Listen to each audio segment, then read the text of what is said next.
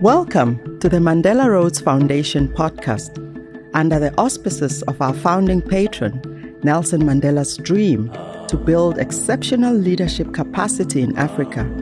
We invite listeners to journey together with us as they hear intimate, behind-the-scenes stories that helped shape the journeys of remarkable African leaders and people on the rise.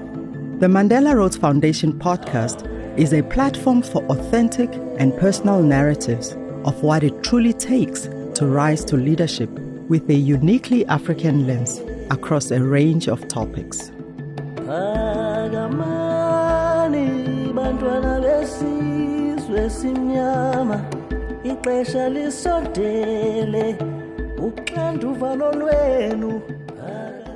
My name is Mantombi Makhubele, the External Relations Manager at the Foundation, and I'm excited today to host the first ever episode of our podcast. We will celebrate our exceptional CEO Judy Sikuza's leadership journey. Welcome, Judy. Thank you so much, Mantombi. It's so wonderful to be here. I mean, this dream of this podcast is something that we've been chewing on as a foundation over the past few years. And it's so incredible that we're finally making it happen and take the magic that we've been doing with our scholars over the past 21 years and sharing those insights more broadly with the public. And hopefully that gives them a sense of that Madiba magic and inspiration. Yeah. And that song, how amazing is that song? I just love that jingle.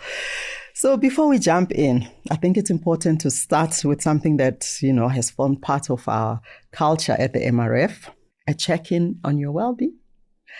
I know 2024 has been a big year for you. You were selected as a World Economic Forum Young Global Leader. You celebrated 5 years since you stepped in as CEO at the foundation. How have you reflected on all these? Yeah, some big milestones. And I think the biggest feeling is gratitude, honestly, to have been appointed as CEO of the foundation, seeing myself as a vessel of transformation, and that, I can hopefully in my own small little way provide that space where the foundation can think more deeply about the work that we want to do and expand our impact across the continent. And then I think with the World Economic Forum, quite a privilege, because obviously they select 80 people from around the world under the age of 40. So I think a recognition of the journey and also the work that we've been doing as a foundation on a global platform. So really feeling gratitude and privileged to serve. I just want to say hats off to you, madam. Thank you. Especially because you also have a 5-year-old. How do you do all these? How do you juggle? Listen, it's so real, hey? It's so real. And I think because I'm someone who I like to give my all in every component of my life, And so, my daughter was actually born in May, and I became CEO in August of that year, 2019. And I remember going for the interview to be a CEO, and Zazi was like 10 days old. I had not slept because, as you know, newborns, I hadn't slept. But it was about sort of digging deeply and saying to myself, well, universe, if this is destined to be, then hold me. Lord, hold me and help me be present, to this moment.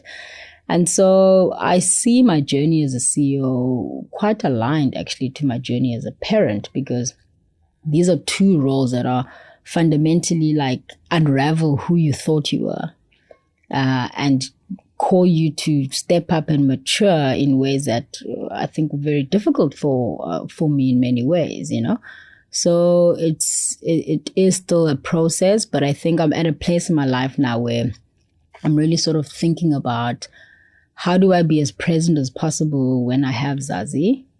And also, how do I be as present as possible when I'm at work? And then it requires boundaries on both ends, right? Because obviously, if I'm working from home, she's going to want mommy time for 3 hours, but I can say, no, I can give you 1.5 hours now during lunch, and then I'll see you later. And same thing with work is saying no to some things like at night so that I can be with her. So it's a balance, and it's hard, but getting there.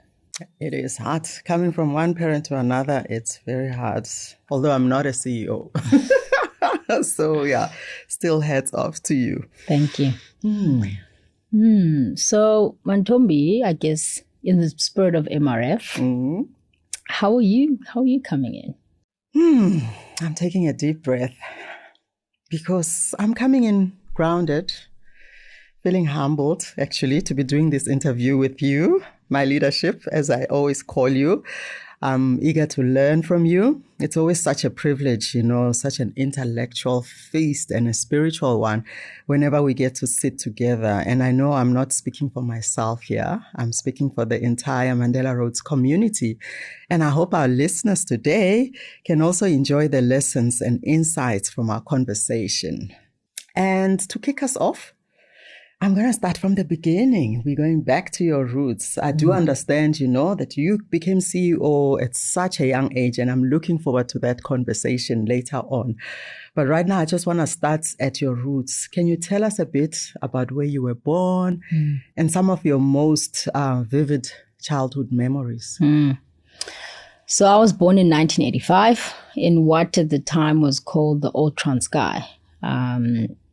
And 1985 was a very important year in sort of our history as a country because it was a state of emergency, and it was a time when those regions, which were called Bantustans, were starting to really sort of amplify the resistance to the apartheid regime, and the sense that we are humans and we deserve to have equal rights and equal standing and to be free citizens in this land, right? And so I often sometimes joke that maybe this inner rebellion that has been inside of me over these years was birthed because I was formed in that year, But what's interesting about oppressive systems is that people can still find common humanity even within those structures, So I remember as a young child, I didn't really feel like I was living in this place where we were being dehumanized because in an ironic way, my mother, I was raised by a single parent, my mother. My mother had doctor friends, teacher friends, lawyer friends. We would hang out on weekends at a different aunt's house. And there was this interesting sort of sense of community, even within that broader sort of institutionalized racism and oppression. And one of my most vivid memories as a young child actually is my 5th birthday. My mom did the most. And she totally was like obsessed with me being a princess and made me wear princess dresses. And she got this birthday cake made with like a black baby on it, saying happy birthday, Judy. And I just remember a feeling of community, my best mates from around the street were there. Her friends were there, playing like LPs, because that's what we used to listen to now, back in the day. So yeah, there was this feeling of community despite the sort of broader systemic challenges, and that I saw Black professionals, and it made me feel like, as a Black person, I can also like achieve despite whatever's happening, Speaking of achievements, I'm going to your high school years, and I heard you were quite a rock star. You achieved quite a lot in high school. So as we fast forward now to those high school years, please tell me about all those achievements and all those accolades that you achieved. But I also want to know if there were any defining moments that are still so strong in your memory. Yeah. Look, it's very interesting because at the end of primary school, and this was now 4 years into democracy, I'd gone to this Model C school, where they try to integrate us together. And I became the first ever Black student to become first in class, in that primary school. And there was something very interesting about that space because we were like 50% Black kids, 50% white kids, and there was never a feeling of less than, So that was a really important foundation, actually, that I think I entered into high school with. But also there was also sort of this big defining moment where I entered high school with a context where my family was going through a very difficult period financially. And it ended up meaning that, I was taken in by different houses to sort of make sure that at least I could go through high school. And that really taught me a lot about ubuntu, and I would spend time at maybe a family where they had money. But then I was like, the love is not giving here. And then in other instances, you're staying at a house where, there's like 12 people. I'm sleeping on the floor. We're having RDP, peanut butter and bread. But there's like an attempt at some sort of like community, So I think my high school years were very much formed by that overarching reality. And so in a strange way, my academics and my sports achievements were those grounding elements of, at school there was a structure. At school there was these things that already from primary school I was doing well and could then carry on, and they were sort of like my base in a way. Yeah, that's so interesting, because I'm also thinking about you saying that, you were this A student and now you've lived with all these different people. Did that influence you choosing to study psychology? Because I would have expected you being an A student back then, if you're an A student, you become a doctor, you sent to those kind of professions. But you chose to become, to study psychology. You're not a psychologist, but you studied psychology. What influenced that choice? Yeah, I think you're probably right. So economics and accounting were actually my top subjects. And, I always make the joke, 97% high grade for accounting. That 3% always bothers me, because I misbalanced my numbers in the final exam.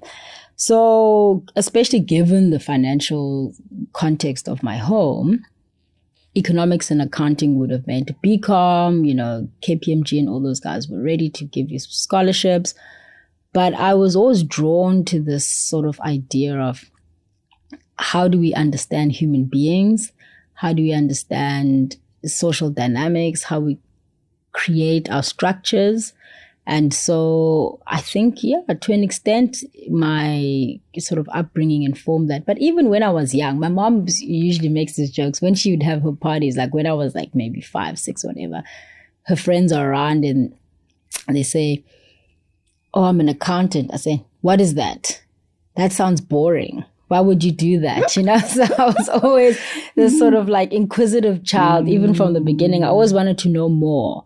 I always wanted to ask like the deeper questions, which is why even now my friends tease me and they're like, when we go out with you, you're that girl who wants to have a deep and meaningful conversation when we're at a club. Like, girl, we're here to dance. Like, stop trying to ask me what my feelings are, how I am, how you feel it. You know what I mean? So there's something obviously in me that I think then became sort of attracted to psychology. And my mother wasn't happy with that decision, by the way. She was very much like, look, given the financial challenges in our home, BCom will set us up. And she's like, what is a BA bugger all gonna give you, and there's no guarantee of work. But I guess it also gives you that empathy of understanding. For her, she wanted me to be able to have some sort of security that she never had, Yeah, makes sense, because back then mental health wasn't as big as it is now. So they couldn't see a clear career path.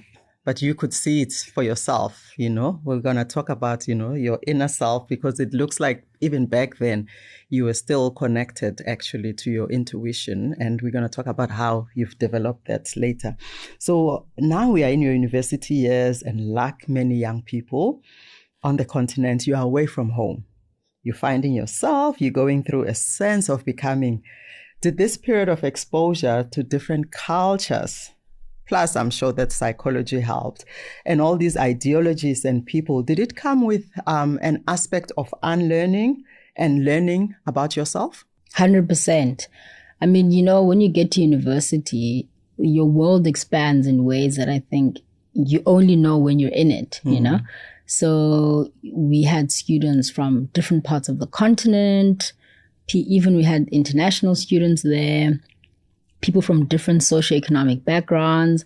And so my worldview was completely opened. And I think, sort of one of the biggest things was that social consciousness awakening, because my high school was like a Model C type of, so, people are probably a bit more like middle class, etc. And going to university now, seeing a whole range of people, like some people at age 18 have cars and that their parents bought them. And you're just like, what? Okay, this is interesting. And then other kids coming from the village, and it's the first time they're in a city and they're feeling quite overwhelmed, but we're all mixed up together, and having to navigate that. And so in a strange way, I found myself being someone who was in between these two worlds, because I went to a school that was well off, but actually my home environment was that I wasn't. And so I could sort of connect with people at those different levels. I mean, I was on NSFAS because of the financial situation. And I think that also awakened my sense of social justice, student activism. I joined SASCO for a while. We protested. So all of the stuff that sort of culminated in Fees Must Fall, Rhodes Must Fall in 2015 are things that we were dealing with in 2004. People were being put in police vans for fighting for fees and justice. And we also know even back in the day with Steve Biko and the others who were at UCT campuses, in the 60s or 70s.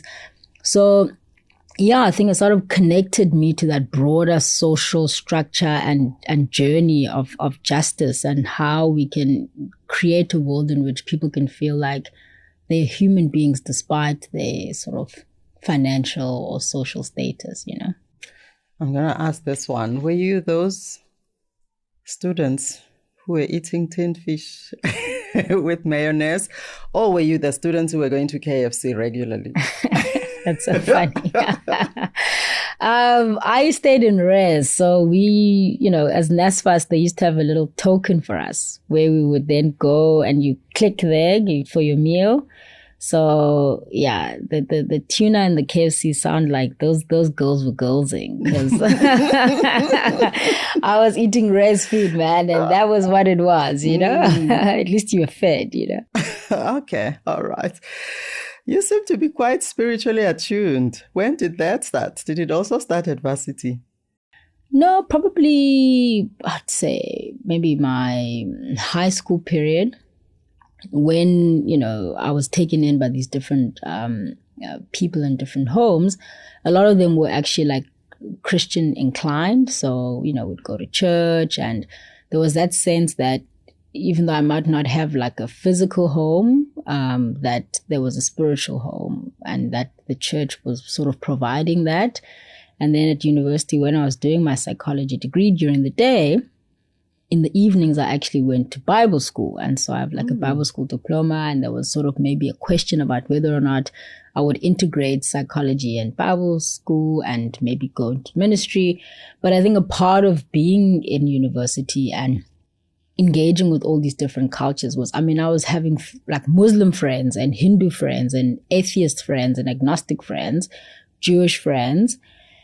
And I think I started to really question like my identity and how I'm thinking about spirituality beyond just like the religious set of this is only the only way, but rather, why is my Hindu friend going to hell? It didn't make sense to me. I was like, but God, like, really? I thought you were all encompassing. You are all these parts. So I think I started to then at university sort of challenge the idea of religion for myself, but rather wanting to pursue more of a spiritual way of being, where I can draw lessons from all of the different, I think like there's a lot of use in terms of what Hinduism teaches you, like some nice Sanskrit scriptures, drawing on South American, drawing on African philosophers.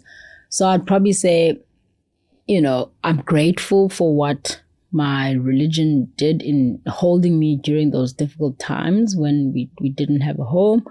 And I think I would have probably ended up in a different path if I didn't have that grounding. So it's to honor it, like how do we honor what was there and that helped us along the way, but then also grapple with saying there's maybe some limitations for me, but I'm a person who believes that everyone should have a right to believe in their creed and practice it, but do it in a way that doesn't diminish or dehumanize others who choose differently. That's so good. That's so good. So now we have this combination of the social consciousness and we have the spiritual journey that you were on. And if we zoom out a little bit, when you started university, South Africa was also just 10 years old into its democracy. We were in a transition period. You were also in a transition period. You were becoming confident in your identity and pursuing your studies. Then you became a Mandela Rhodes Scholar in 2007.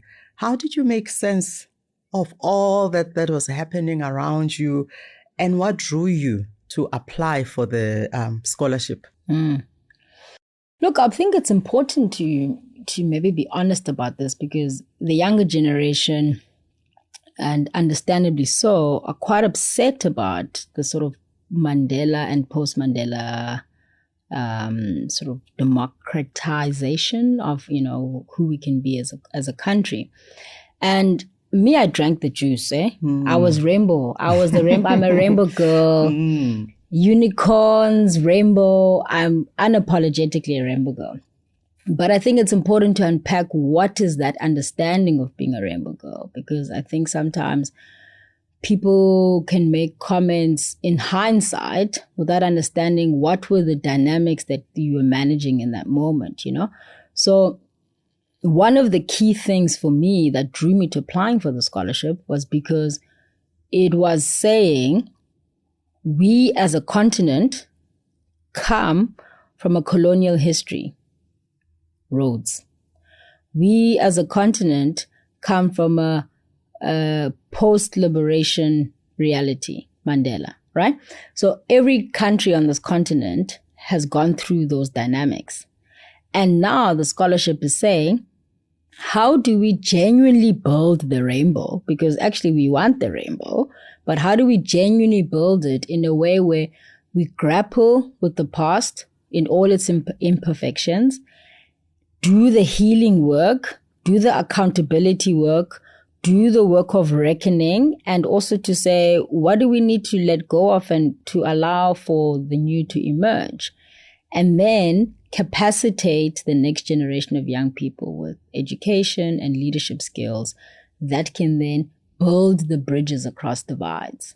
So I think I really got attracted by what the Mandela Rhodes Scholarship was saying, because it's saying, yes, we want to build the rainbow, but we've got to do some work. It's not just some hippity reconciliation, let's love each other, everybody, peace, love, and happiness. It's like, no, bruh, there's some wounds here. This happened. And the wounds are on both ends of those legacies. The colonialization wounds, which we all know about, but also the liberation movement wounds, where actually you sort of have to have empathy and compassion for all of the guys who stepped in across the continent, because they just took over those systems and structures that the colonial guys created. They didn't say, what are the systems that we want to create that talk to a new sense of being African, right?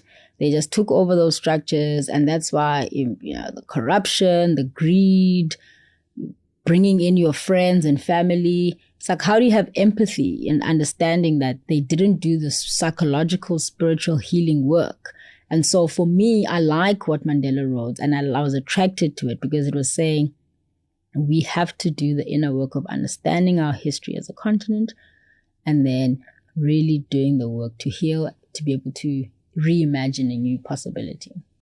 So what was that experience like as a Mandela Rhodes Scholar once you got in? Yeah, I think it was that. I mean, my cohort coming from across the continent, being able to share our stories, learn from each other, understand. I mean, we had a couple of Zimbabweans there who were telling us, and that was in 2007, right? Just before actually the sort of intense riots in 2008 in Zimbabwe. but they were saying this is what it feels like to have grown up in a Mugabe administration. He did incredibly well in the beginning, providing education for everyone, but then the inability to let go of power and surrender and transition and build and develop ethical leadership within his administration then led to what we saw happen, So those are very insightful experiences to hear from people who had been through democracy at a much longer period than us as South Africa, and also to just connect to that sense of what does Pan-Africanism look like for us as this generation, Sounds like it was a lovely experience to sit in a room with all those diverse people. Then you took it a step further, as you always do, and you became a Fulbright scholar and moved to New York. This is why I feel like singing Alicia Keys. I'm going to save that for later. Did that experience further expand your worldview? 100%. It was very much MRF, but taking it to the global stage, because one of the key facets around the Fulbright scholarship is it's about cultural exchange with peers who are identified as people who are going to be influential, transformative leaders in their country. And obviously saying America at the time, being like a very influential global player, one must also be explicit that they wanted to build relationships with people around the world so that they could see how it can be sort of mutually beneficial. New York City, girl, it was nice. Yo, it was nice. It was nice. I'm not going to lie. I was 22 years old. Nobody knows me. All the people are in the Eastern Cape. Me, I'm there. Small town girl. Just a small town girl. And going there was just, the whole world is there. I mean, you're walking on the streets, you're on the subway. It's visceral. It's alive. When you leave your room, your dorm, New York is saying, "Gal, itinindo, what are you here to do? What's happening?" It's just vibrant. You could be on the subway and you hear someone speaking. I remember there's this like Australian guy with his two friends, and I was with my Turkish friend and Austrian friend, and we were going to watch like a Shakespeare in the Park thing. And the cricket was happening at the time, and Australia and South Africa were playing against each other. And I love sports, cricket is one of my favorite sports. So I remember teasing this guy and saying, he's like, yes, "Oh, good day, mate." And he's like, "Oh, you're South African." I said, yeah. We're clapping you now in the test. He says, "Where you guys going?" We tell him where we're going. And then it's just like Eugene, everyone goes and hangs out. So I love that. But then also, obviously, being at Columbia University, that sort of Ivy League educational experience where you're dealing with some of the top minds who are your peers, was really incredible. I learned so much. My mind was expanded. And so I think the Fulbright New York experience really sort of deepened my sense of understanding the global context. But also, you know what it did? Because in 2009, I was there, and then Zuma got elected, and suddenly everyone's like, "Judy Sikuza, Fulbrighter from South Africa, please give us your views on what you think about the appointment of Jacob Zuma as president." I was like, I'm not a political analyst. Why am I being expected to now, make these comments?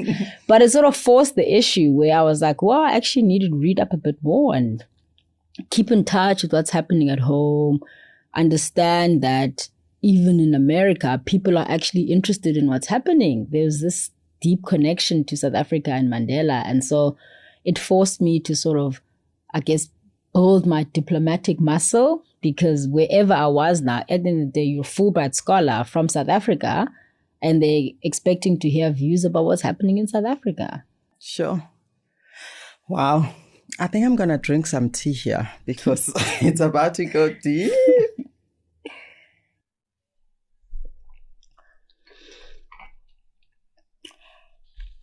So, my sister, you now have 2 prestigious scholarships.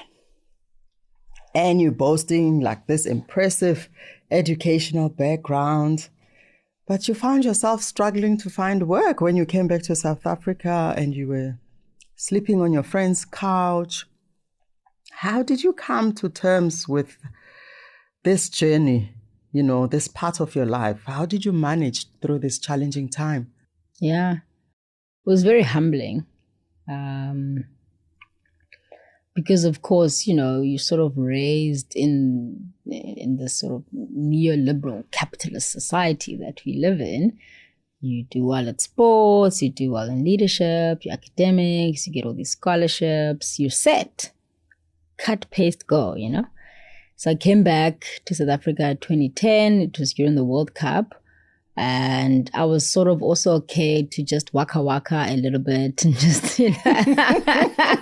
enjoy things, and had mates coming through from the US and New Zealand and Europe. So I was playing host, it was nice, doing my ambassadorial responsibilities.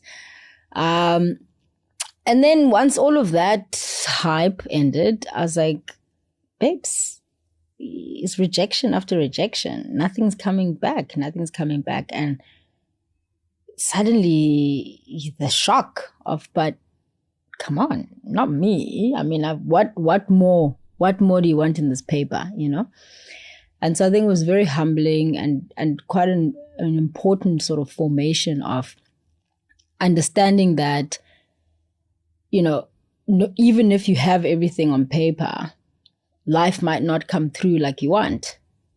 And how do you handle that? And then at the same time, this is what's interesting, because I was thinking about this. When I look at the jobs I applied for, I was also applying for like sort of mid-level, they wanted 5 years experience, whatever. And I was like, no, my life journey and what I navigated, the leadership training I got from Mandela Rhodes, the leadership training I got from Fulbright, and a little bit of the work experience I gained when I was in the US, I was like, nah, this equates to, I should be applying for these roles, because those intern jobs they were giving me, I was like, no, it's not. So there's also, again, that rebellion thing that I spoke about, which was like, there's no ways I could have all this investment and then not start at this level, because that's what we're trying to do with our scholars. But society is not ready for that, because they want to just see, we want 5 years of work experience. But we're saying, no, what skills and expertise and what is the journey the person has gone through in their life, and how do you quantify that as this person being ready to do it? So I got to a point where I then, staying with my mom here in Cape Town, and then went to Johannesburg to be closer to where I was applying to, staying on the friend's couch. And by sort of October, I was like, hey, Sissy, you must just apply for waitressing job now, because you need to get some money in. And mom was also needing some support. And it's funny how the universe works. Once you surrender to the reality of your existence, I was like, okay, I'm an unemployed master's student from an Ivy League university. Humble yourself. I'm going to go and apply for waitressing jobs. That morning when I woke up, and my spirit had accepted, I was going on to my Gmail and I was going to start applying for waitressing jobs. That morning when I click, finally, one of the jobs that I'd been interviewing for, I get the notification. Congratulations, you've been accepted for the OD role at Absa Bank head office. Wow. That is just, so inspiring, especially for all the young people out there looking for work, because sometimes you think if you're an A student and come from an Ivy League organization, it's going to happen automatically. To know that you also went through it, even the best go through the lows. Yeah. So I just want to go back a little bit to talk about the leadership program, because it sounds like you drew quite a lot from what you learned, during that leadership program for the Mandela Rhodes Scholarship. Because I think a lot of people think, it's the scholarship component where we pay for people to go study and get the skills. Do you mind telling us a little bit about the leadership program itself? Yeah, so based on sort of the 4 principles, right, of reconciliation, education, entrepreneurship, and leadership. And how the foundation defines that is both what is the inner reconciliation you need to think through, and also the broader societal reconciliation. What are the skills around entrepreneurship in terms of being creative, being innovative, being someone who goes into a room, whether you're in an established corporate or you're starting your own thing, but that you always can look at things from a different perspective. So it was really the program, as it still does at that time, it was capacitating us to find our voice, to clarify our purpose in terms of the fields of studies we're in and how we want to really use those expertise to fundamentally transform society. So the leadership program was sort of like that ameliorator, you know, the source, the juice that helps you to, we are, as Mandela Rhodes scholars, going to be people who are in influential positions, but how do you show up? What is the difference? When you're coming into a room and people hear you are the CEO, they must feel a difference when you're a Mandela Rhodes scholar versus a CEO of another institution, of someone who hasn't gone through it, who uses their power over, who wants to make sure everybody knows they're the big boy in the room and everyone must, you know, cower to them. So it's building those capacities in our scholars where that essence of humility, humanity, courage, ethics, all of those values and principles, the program really sort of instilled in me. Oh, thank you for that explanation. So eventually you got your job and you spent your time in the corporate world getting that bag.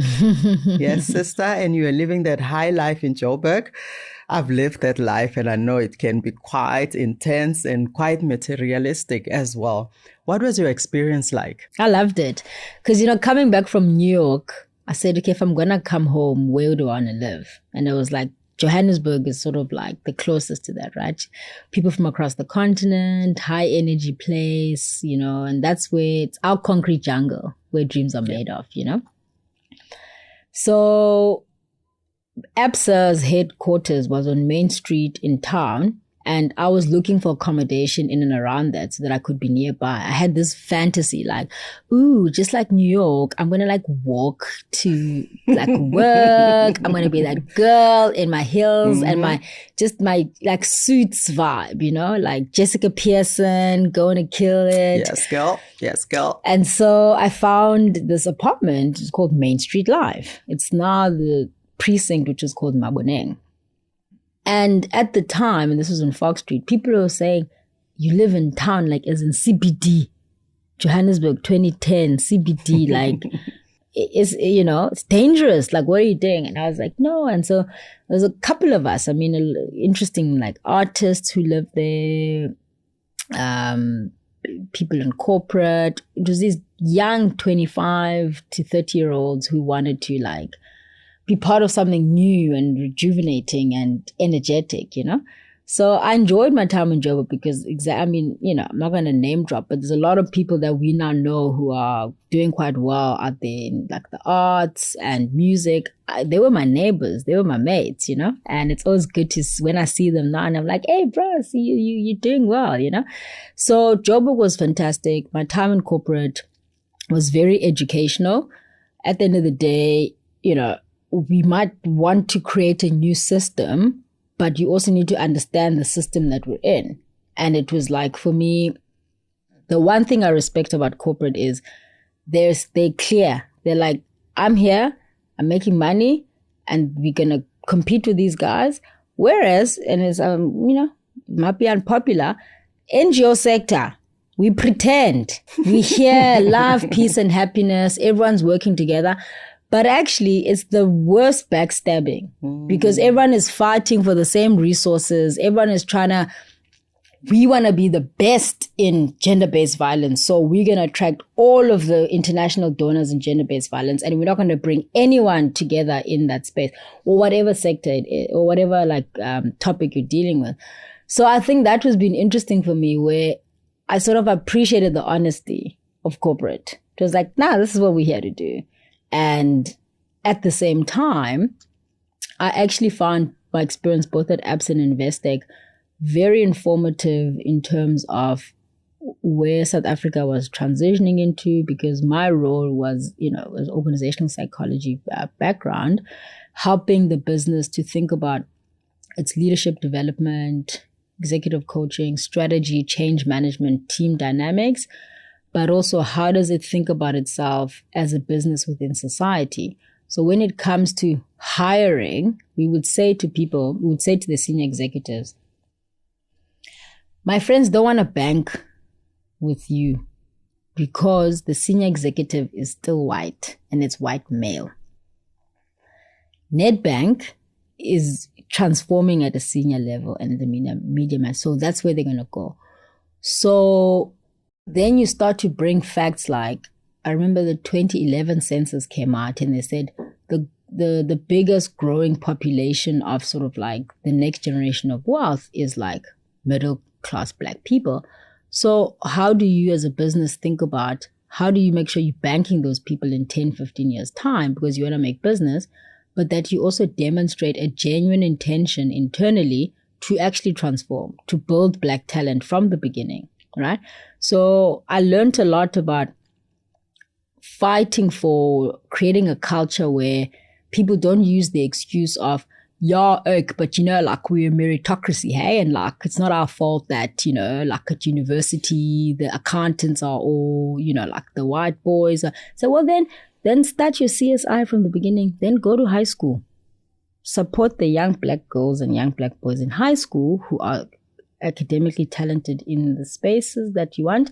Take them through university so that then there's no excuse to say in honors you only having white boys, right? So that's social responsibility. So I learned a lot around that, being in corporate, and then got to a point where I was enjoying it. I was supported by my boss, but my heart was not, I don't know. I felt like there was something more. There was something that I was being called to. And at the age of 27, made the decision to leave my corporate job.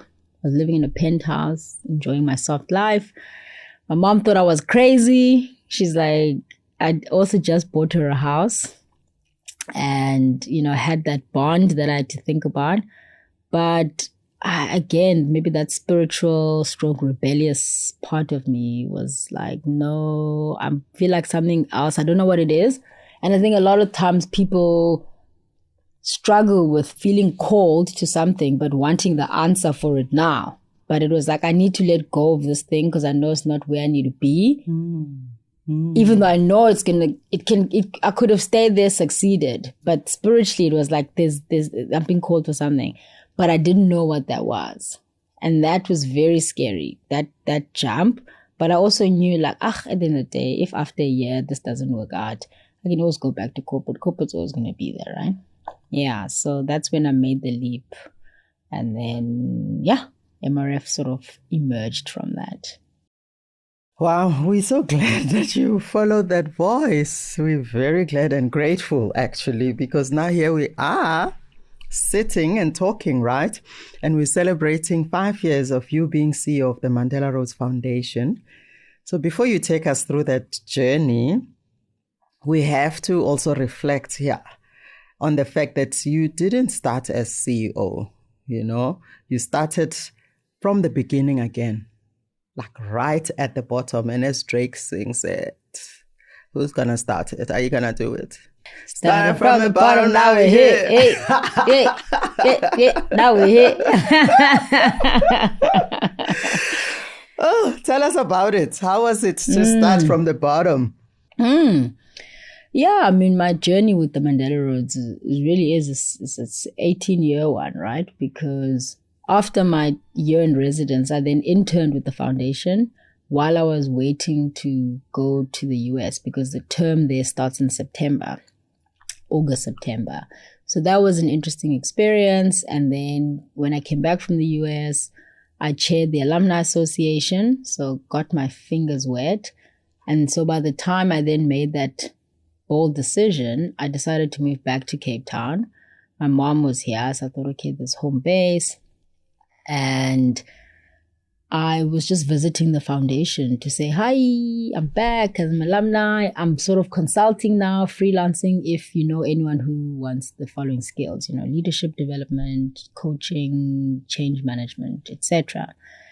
And that's when faith and courage and the universe come together, because at the time there was a transition happening at the MRF, And the CEO at the time, Sean Johnson, said, "Oh, by the way, we actually need a facilitator for the first workshop in January." So this was November 2013. And I said, yeah, well, I will have to look at my very busy schedule and get back to you. I was like, you got nothing. You got nothing else.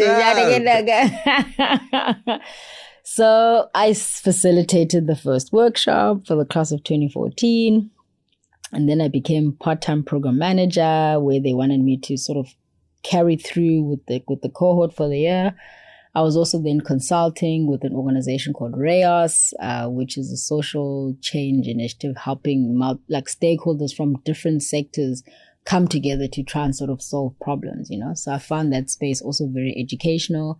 I traveled, to India and Zambia, Istanbul. That was amazing. And then by the end of the year, Sean's like, "Mate, it's you. We're not finding the other person because it's you. You must run the program. You're the person we've been looking for." And I had to make a decision between MRF and Reyes because I was half-half. And obviously the Enya 7 in me was like, "Eish, but I want to travel. I'm enjoying these juicy lives of consulting life, flying, And now the thought of I'm going to be in this one place and whatever." But actually it ended up not being that because, I travel so much for work, and each year there's a new cohort, etc. So yeah, I ran the program for 5 years. And I think one of the big things I want to sort of share on this of well, then how do you then become CEO at age 33 is because it's about growth mindset. Part of the problem with talented people is you think you know it all. You're rocking up there like, "Oh yeah, no, me, I got an A, I did that." You don't know nothing, bruh. You don't know nothing. The humility to understand the system. What are the dynamics here? What is the history of this place? What are the relationships here? Where does influence actually really sit? Who are the people the person who might not have the title can be the person who's most helpful to you in actually understanding the place. So I think growth mindset, and then deliver excellent work, right? So I'd come in as a stand-in at the MRF. That's how I started. I was just a stand-in. Sure. And I delivered. I knew I just had that one workshop, but I knew I was going to give it the best and create the best experience. And then when I became permanent, it was always continuously making sure you deliver excellent work. And then I think it's you've got to, especially with the Mandela Legacy Organization, you're always constantly needing to be connected to the mission, which means you have to be doing the inner work constantly. What does this mission mean in today's world? How is this generation thinking about this mission? I was there 2015 when I was program director was Rhodes 4. Some of the people who were leading Rhodes 4 were Mandela Rhodes scholars. We had to be conscious and present to the moment. We were there listening to them. Hey, what's this about? We didn't get defensive. We actually called in all the scholars who were Cape-based. We said, "Hey, what is this about for you?" And they told us it's about curriculum reform. It's about institutional culture. It's about transformation of lectures. It's about students feeling like they can be part of this place. And this is a movement that is we don't want dehumanization on our campuses. We were like, makes sense. Cool. Do your thing. And people were shocked because they thought it was Mandela Rhodes Foundation would be like, "No, the statue must stay." No, we've got no comments about statues. The statues and what's our heritage, the heritage people and museum people must deal with that. The fundamental question was about those key facets. And so I think I've enjoyed being part of the institution, seeing it grow and in its different facets. And I was always willing to learn. And so by the time the CEO was stepping down, I was deputy CEO in 2019, 33. Am I ready? He says, "Look, I think you're ready, but obviously they have to put it out to a broader public search. People from the UN, AU, wada were applying." And I think I just had to back myself that actually I know this place more than you do. And I'm a good balance between I know enough of the struggles here, and I'm also still young enough to bring the energy of saying, how can we change this and make it relevant for the next generation, because the next generation coming in are Gen Zs. And Gen Zs cannot be led by boomers. Sorry. it's not, no. You know what I mean? Because already Gen Z, I'm a millennial, and I'm just like, whew, I don't know if I can handle this. This is a lot. Imagine a boomer, like they, with Gen Zs, it's not going to work, you know? So I also think it's a testament to the courage of like our trustees saying, yeah, this is a rookie we can back. And I've had a lot of support from them as a board, which is amazing. Sure. Yeah, that's amazing. It's just so incredible that, you know, at 33, you are appointed the youngest CEO across all 3 official Nelson Mandela legacy organizations. How does it feel to be leading an organization with such big legacies and names behind it? Daunting. I can imagine. I'm just like, I'm crazy. I'm like, girl, you crazy. Why are you doing this to yourself, you know? Because, you know, whenever you out there and people say, what do you do? The way I try to just really keep it like low key, you know, what do you do? I'm like, I'm in education and youth development, right? And then they're like, oh, cool. So, and like, what's the work? I'm like, you know, and then I say we scholarship and leadership program, and then I say, oh, okay, so like what organization? Then I say Mandela Rhodes Foundation. So, oh, what do you do there? I'm the CEO. Like, whoa, you know, then it becomes this, and then suddenly I'm like no longer a person. I'm this image or object, right? Because there is the story in the mind of the public about CEO, first of all, as a separate thing, and then Mandela Rhodes, the combination of those two things, and then being like, but you're like in your 30s, you know? So I'm not going to lie, it's been hard because if there's like an isolation, like no one my age knows what it's like to hold this thing because, as you say, I'm the youngest ever in the history of the legacy foundations. But I also draw inspiration because my colleagues in the other 2 Nelson Mandela foundations, we built a very strong relationship of sharing lessons with each other about what it means to hold this legacy, how we want to make it relevant in today's world. But then at the same time, you know, I'm also like, my whole journey prepared me for this. My whole life was Mandela Rhodes dichotomy. Like that night in primary school when I was getting the bags. It was like science award, tennis award, leadership award, up and down. My principal ended up saying like, "Ay girl, just stand there, the stairs, because you're going to come up." And then that night, best night of my life, was also the same night where we're now driving with my mother. And I'm like, we're not going home. I'm like, where are we going? And she's like, no, auntie's going to take care of us. We go to this place. And like you find out at the same night, like, oh, you've lost your home. Best night, worst night. Throughout my life, best night, worst night. Best night with Mandela Rhodes dichotomy. So it's like I relish it. It's this weird thing. It's like it's daunting, but I also relish it. I'm just like, my entire life has been this. My entire life has been dichotomy. And isn't all our lives that?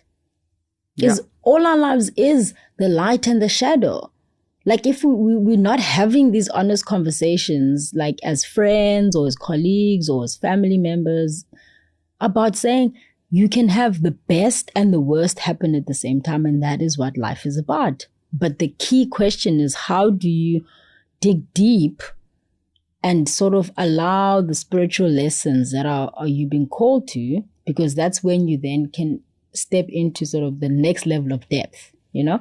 So I'm just at a point, I don't know, maybe because, 2025, I'm turning 40 and I'm just like ready to not give the zeros that I've been given.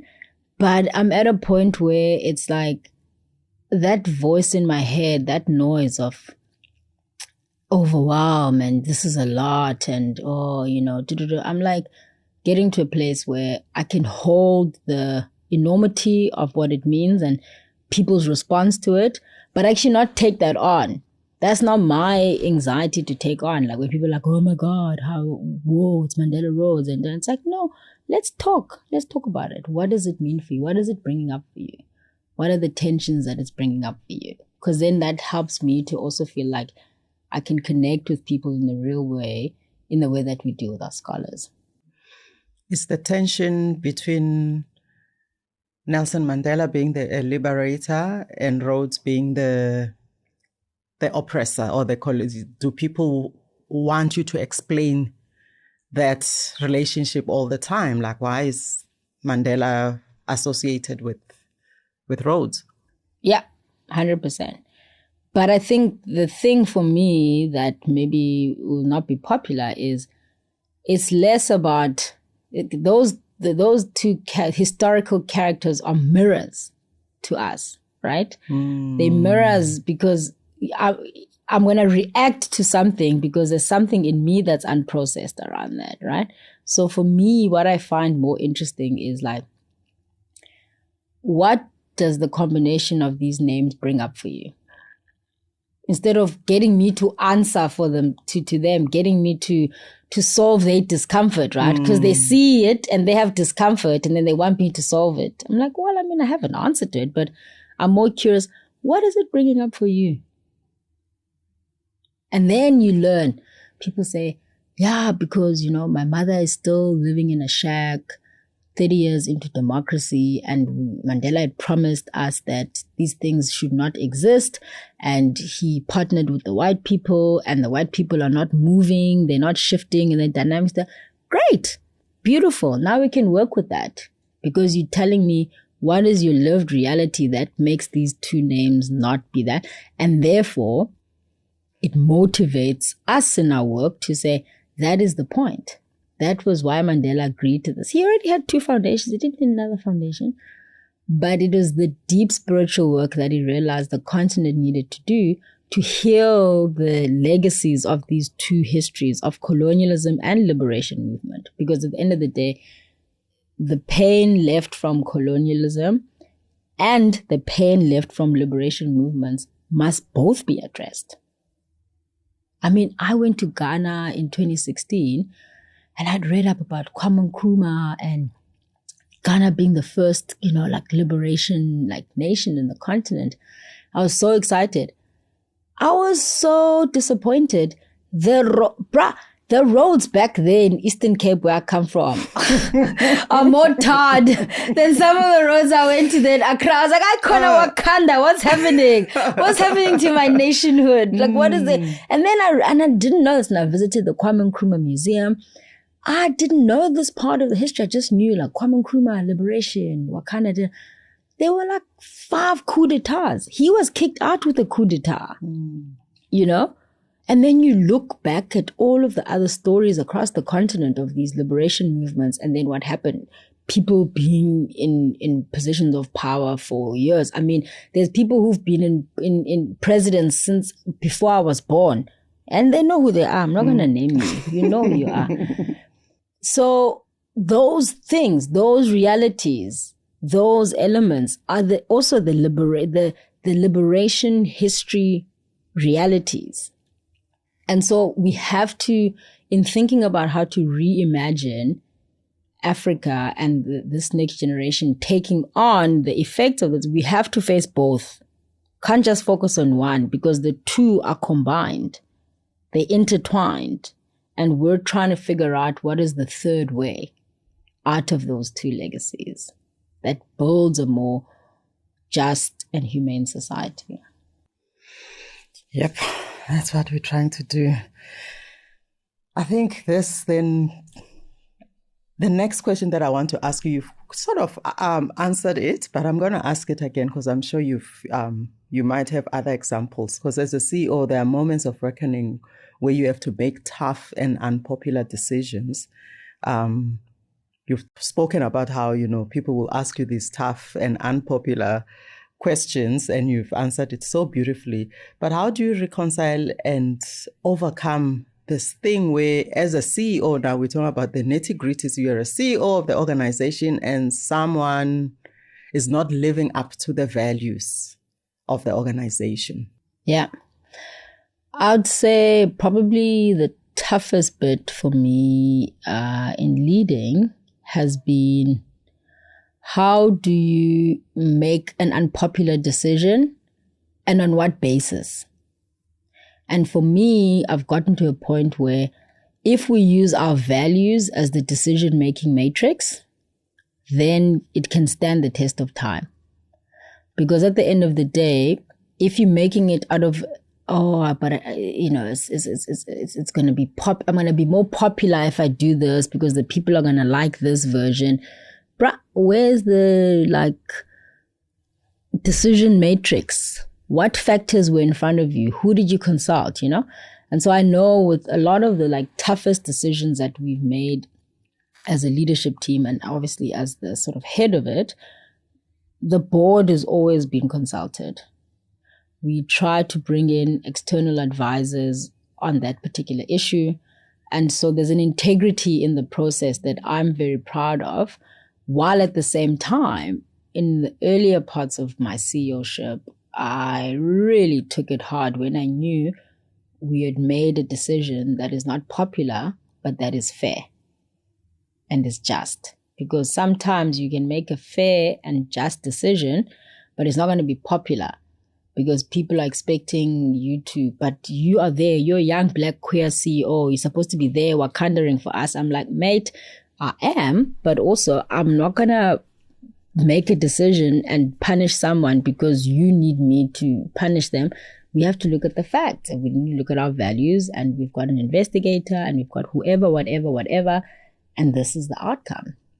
So that's for me, those, and everyone who's a CEO who's listening knows it's just we need a support group on this one, because those are the decisions where you someone is a group of people are going to be hurt. A group of people are going to be hurt because, and I mean, I listened to a podcast with Brene Brown and Obama, faves, and in paraphrasing, Obama sort of made this point when Brene Brown was asking him about the toughness of leadership. And he said, in the office as a president, you're every day presented with a situation where your team says, people are going to die. Fact.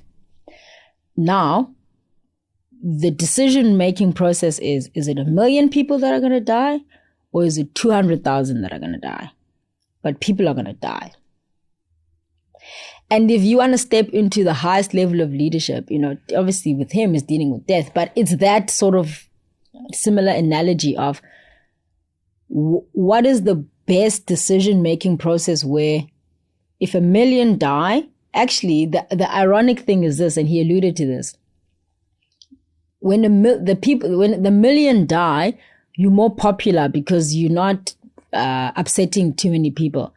But because you want to reduce the death to only 200,000, then you become more unpopular because you have to leverage more people to help you to make sure. And you have to give up a little bit more so that less people can die, So those are the things that I think are not spoken about in terms of leadership, because everyone is just hashtag boss lady, hashtags mama CEO, and everyone's hashtagging, but it's the mental load of constantly balancing out the different decision-making processes.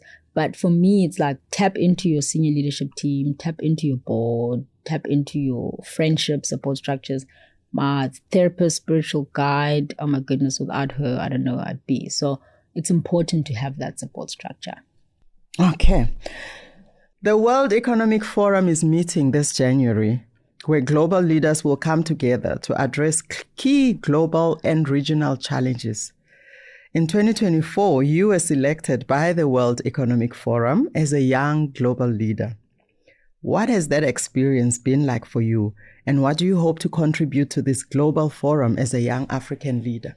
I think it speaks nicely to what we've just addressed, which is, as a young CEO, feeling like I'm connected with other peers from around the world, where we can actually share the experience of, we're all under 40, we all took on these big responsibilities, and having just that safe space of support. It's like MRF, but for when we now are actually CEOs, and it's global.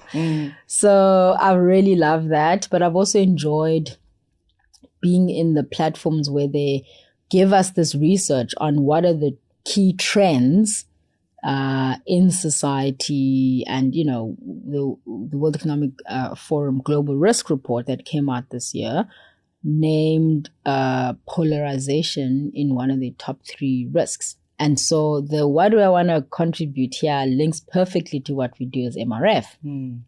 Because there is, in the past 21 years, we have been in our leadership program trying to capacitate scholars with the internal leadership skills that can allow them to go and address the SDGs, right? And there's a growing movement right now called the Inner Development Goals, which is basically saying leaders must grow inwardly to navigate today's complex challenges. People say, we have the technology, we have the expertise. Why are we not moving in making it an impact on our SDGs? Is the IDG movement is saying it's because we lack the inner transformation to manage the complexity of how do we develop the genuine skills of compassion, understanding, complexity management, effective communication, trust, building a sense of collectiveness, because polarization, as we can see with how the voters are voting in the West, that's how people are getting into power now. Let's polarize, let's divide. But actually, the Nelson Mandela way of leading was always, how do we take group of people from 2 opposing viewpoints and find a third way? So those are the skills and ways of beings that I'm very excited to be able to bring into the global platform, because obviously the World Economic Forum will be addressing all of those. And we as a foundation have, the past 21 years, harnessing the skill and capacity of the inner development work required to shift us. And so I sort of feel like, again, the universe's timing couldn't have been perfect. Getting to be a YGL in this moment where the inner development goals movement is growing, and then integrating those 2 things, from all the work that we've been doing. Entrepreneurship is a key pillar of the Mandela Rhodes Foundation. Why is it so important? Look, Mantombi, when we look at the problems we're facing as a society, we've got to have leaders who can look at it from a different angle. So when we do entrepreneurship, it's about innovation, creativity, for the betterment of society, visioning, imagining. When you're stuck in a survival mindset, you aren't able to imagine, what can this look like? How can this look in a different way? We don't like how it is, but what do you end up doing? You complain and I don't like it. But what are the skills that help you feel like, what can I do? So part of our program is capacitating our scholars with those entrepreneurship skills. And we've been fortunate since 2021. One of our long-standing key donors helped us to establish the Anit Prize, which is available for alumni of the Mandela Rhodes Foundation and also our partner organization, the Rhodes Trust, who are doing work around some of the key sort of top 10 SDGs for Africa. And we are saying we've got to back the ideas of these young people. They've been educated through us. We've given them the leadership skills. They're going out there and they're being brave and they're starting projects. So let's give them some seed funding to really be able to be innovative. Because at the end of the day, how we're going to shift a lot of our societal issues is we need new ideas of how to solve the problems, because we're not right now. At the end of the day, not everyone will get the opportunity to become a Mandela Rhodes Scholar or even take part in the Anit Prize. Do you have any message for aspiring African young leaders? My guru moment. Mm-hmm. I don't know if it's guru, but maybe I can share, 3 or 4 sort of key things. Thinking back, being, maybe 23. continue doing your inner work. And by that, it's getting clear on what are the values that guide you, because that will always be your North Star. Doesn't matter what sector you're in, I've been in corporate, I've been in development, and now I'm in NGO sector. Though the North Star is what are the values that guide me? Who am I and who do I want to be and how do I want to continue to develop that? So that's the one. Then the second is be patient in your ambitions. And I'm saying this as that girl who was just wanting to be there, up there on the top of the mountain, quick. But sometimes the lungs are not strong enough and you have to go through a lot of pain and suffering. So I think it's like enjoy your youth, even in your 20s, early 30s. The slow and steady really wins the race where you're building. And I think a part of that is that humility to be able to learn from those who come before you, and even if you are in a position where you are the CEO, I know for me, like I'm so privileged to be part of this amazing team where, there's 60-year-olds, there's 50-year-olds, there's 40-year-olds, 30-year-olds, 20-year-olds. And I learn from all of you, and I think that humility of knowing every person has something to teach will be important. And then I think lastly, it's, do work that really speaks to your purpose. So if you are a creative, you like drawing, like my daughter Zazie, she loves drawing. She's obsessed with it. And she says, Mommy, I want to be an artist one day. I said, okay, baby. And she said, what do you want to do? She's like, my art is going to be like so cool. And it's going to make people like think like cool things, like with unicorns. And like, then it's going to make like the world better. And like, it's going to be like save the planet because she's very earth like. And I was just like, damn girl, you're 5, and that's the thing, like find the thing that sparks you, and over time it will get to a place where you're like, well, how can I use this to like make a difference in people's worlds, so instead of sort of thinking about like how do I make the bag, I think if you connect to the purpose, then that purpose will lead you to making the bag at the end of the day. And also maybe how do we be okay with what we have and not always feel like we need to have more. And I think I'm just, as we wrap up, I'm at that place in my life now where I'm like, I'm pretty grateful. Universe, amazing team, amazing friends, got the house, got the car, got the job. I'm not saying applications are open or anything. That one component in terms of, relationships, post being divorced and all of that. But I'm patient with all of that. And I think the universe will do what it needs to do over time. But grateful for the journey, 2025, turning 40 in December. And just keeping present and grateful to it all. Sure. We're also grateful that you made time to be with us. Thank you so, so much. Appreciate it.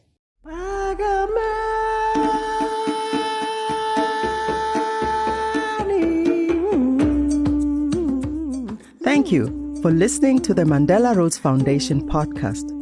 To learn more about the Mandela Rhodes Foundation, visit our website at www.mandelarhodes.org. Follow us on Facebook, LinkedIn, and Instagram for more updates. If you enjoyed this episode, be sure to subscribe to the podcast on your platform of choice to be notified of new episodes. This is a Volume Podcast production.